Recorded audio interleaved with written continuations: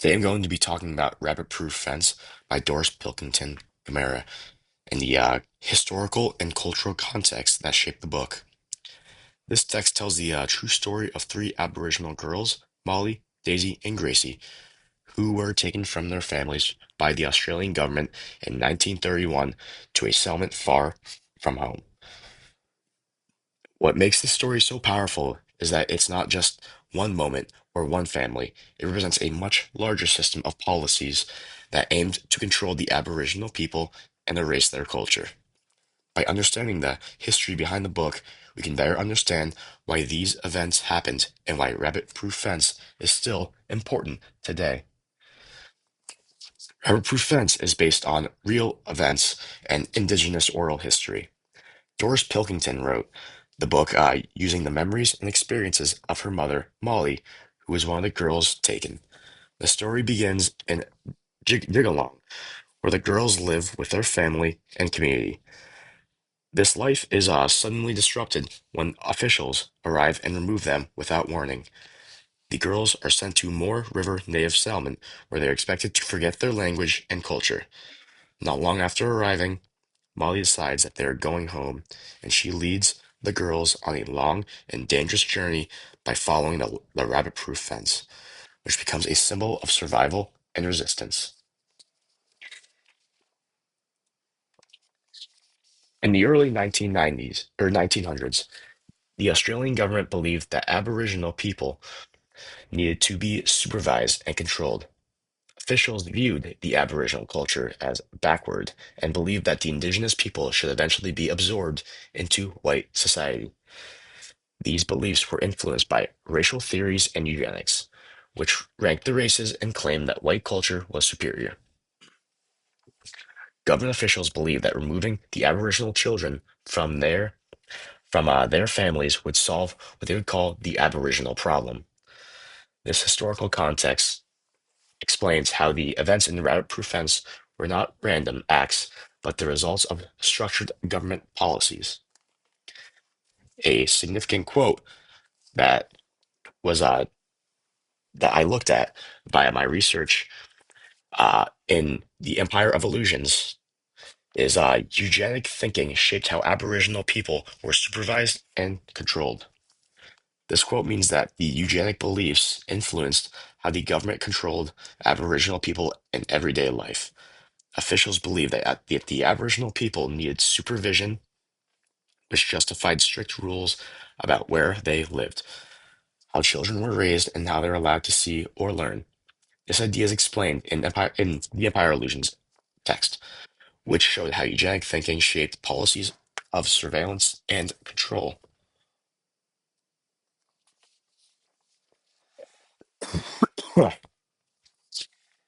The forced removal of Aboriginal children is known as the Stolen Generations. From the late 1800s until the 1970s, thousands of Aboriginal children were taken from their families across Australia. Authorities often claim that those removals were the children's own good, but in reality, they caused deep trauma. Children were often placed in institutions where they were punished, underfed, and isolated from their families. Many lost their language and cultural identity. In Rabbit Proof Fence, Molly, Daisy, and Gracie are simply taken because they are Aboriginal. Their experiences reflect that many families endured during this period. One of the significant quotes from research is the removal of children caused profound grief and suffering and loss. This really demonstrated how the Aboriginal people were removed from their families and forced into confinement areas where they were punished just for simply being Aboriginal.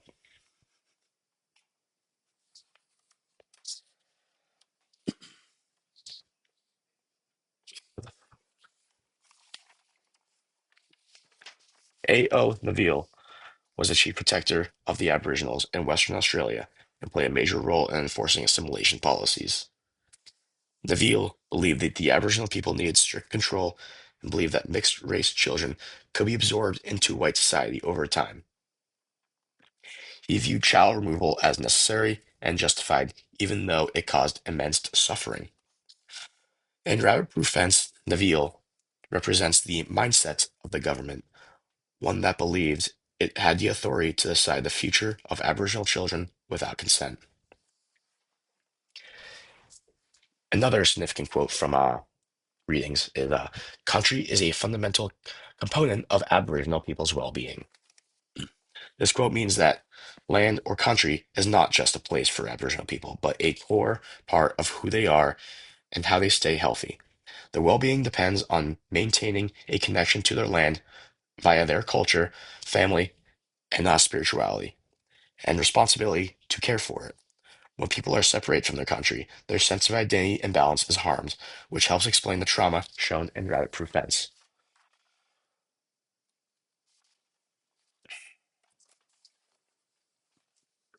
Life at Moore River Native Settlement was presented as a place of care, but was harsh and restrictive.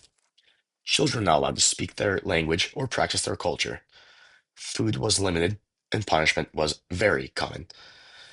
Families were separated, and the settlement focused on discipline and labor rather than education or well-being. Pilkington contrasts the Moore River with a life at Geelong to highlight the damage caused by the removal. This contrast helps why Molly believes that escaping is the only way to reclaim freedom and dignity. The image depicted here is a group of assimilated individuals at Moore River Settlement. They're forced to wear clothing of their captors and they are stripped of their original garments.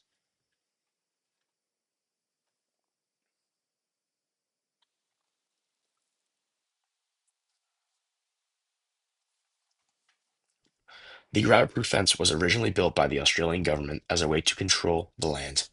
It was designed to stop rabbits from spreading into farm areas, and in that sense, it represented colonial efforts to control nature and impose order on the land.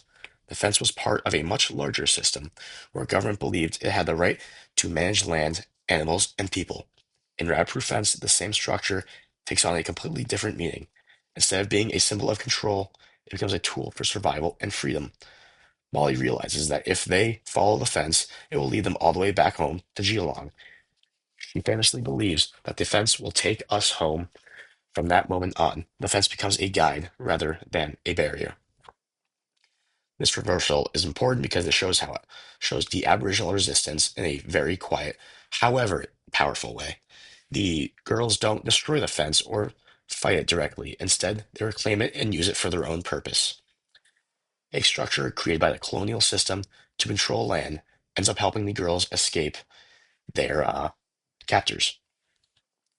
The fence also highlights the girls' knowledge and intelligence, while the government underestimated the Aboriginal people.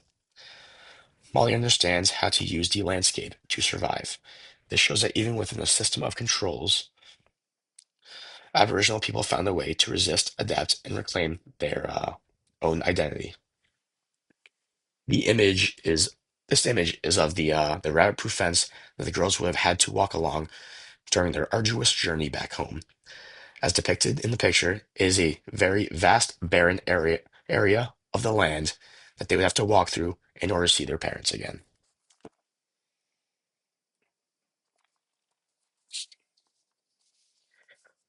When we talk about the government control over the average people, it's important to understand that it went beyond child removal and institutions like Moore River. The article Empire of Illusions shows how the Aboriginal people were also controlled in cultural spaces, including movie theaters.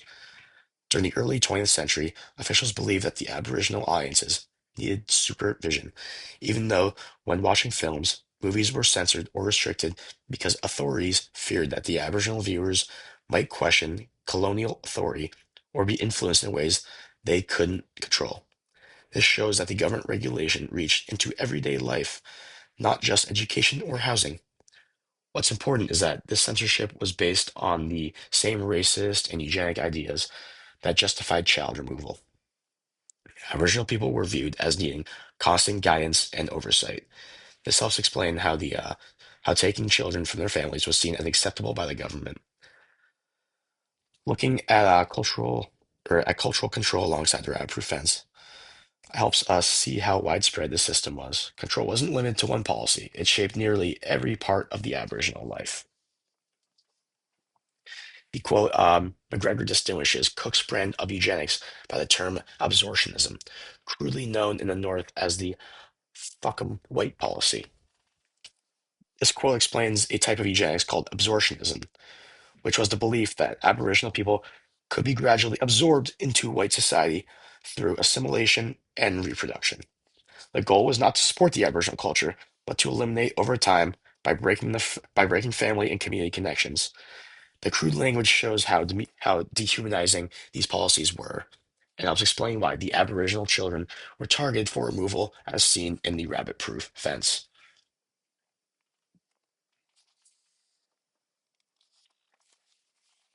By research, it helps us confirm that the events of the rabbit-proof fence was not an isolated incident.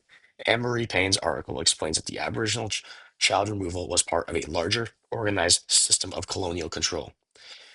Payne shows these policies were designated to assimilate Aboriginal children into white society and were based on the belief that the Aboriginal culture needed to be eliminated.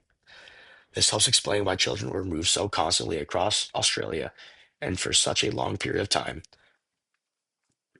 The article, uh, via this research, explains that the effects of removal did not end when the children grew up. Instead, the trauma continued across generations, affecting families and communities long after the policies officially ended. Uh, this source supports rabbit proof fence by showing that Molly's experience was not unusual. Her story represents a widespread policy that shaped Aboriginal lives for decades, making both her book and historically accurate, deeply representative. Why does it still matter? Even though rabbit proof fence takes place in the 1930s, the issues it still raises are still very relevant today. The effects of child removal, assimilation, and cultural loss did not end when these policies stopped. Many Aboriginal families continue to feel the emotional and social impacts across generations. In 2008, the Australian government formally apologized to the stolen generations. While this apology was an important step, it did not erase the harm that had already been done. Healing takes time, and understanding these histories is part of that process. Proof fence matters because it gives a voice to people who were ignored or silenced for a long period of time. By telling the story from the Aboriginal perspective, the book challenges the official government narratives and encourages readers to confront the uncomfortable truths and reminds us why listening to Indigenous voices and learn from the past is necessary if real change is going to happen. In conclusion, Proof Fence is more than just like a survival story. It exposes how government policies, racism, and cultural control shaped Aboriginal lives. By understanding the historical context behind the book, we can see that the girl's journey home represents resistance, strength, and healing. Her work ensures that these stories are not forgotten and challenges the readers to rethink how history is told. Thank you.